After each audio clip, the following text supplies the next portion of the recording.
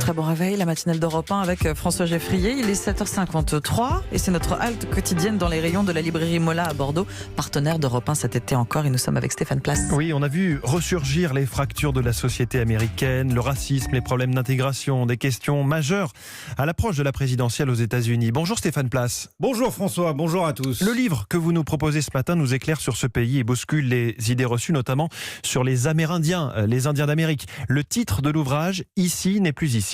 À 1000 lieues des clichés, ce livre, Ici n'est plus ici, vient d'abord rappeler une réalité. 70% des Indiens américains vivent en ville aujourd'hui, conséquence d'une politique de transfert menée dans les années 50 et 60, inciter les Indiens à quitter les réserves pour rejoindre les métropoles, comme Auckland, où se déroule ce roman choral. 12 personnages et un point commun, ces femmes, ces hommes, malmenés par la vie, le chômage, l'alcool, la prison, la misère, s'apprêtent à participer au Poho qui va avoir lieu, à cette grande rencontre culturelle qui rassemble des Amérindiens de différentes tribus venant renouer avec leurs traditions, les chants, les rites, les danses.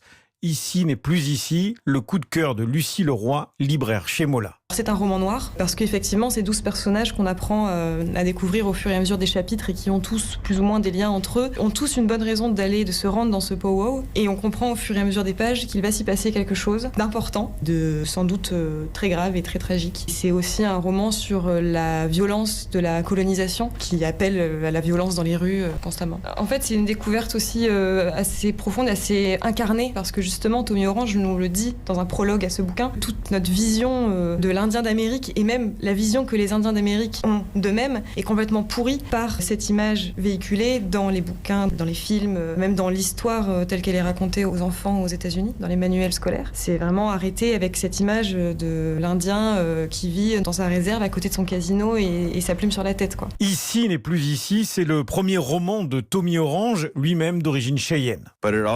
Aux yeux de certaines personnes, la tradition, c'est préserver juste des idées du passé, alors que la tradition, quand elle est vivante, c'est aussi la capacité à s'adapter.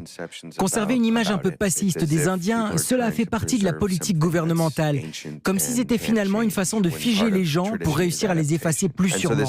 La tradition, c'est forcément quelque chose qui évolue, et j'en veux pour preuve que tous ces Indiens qui ont été amenés dans les grandes villes, où ont été censés en faire des Américains comme les autres, eh bien, ils ont réussi à donner naissance à des centres culturels, à des lieux communautaires où ils pouvaient faire évoluer les traditions dont ils avaient été les uns et les autres dépositaires. Et je vois dans cette capacité à faire renaître quelque chose, là où ça aurait dû normalement s'éteindre, l'image même du mot de résilience.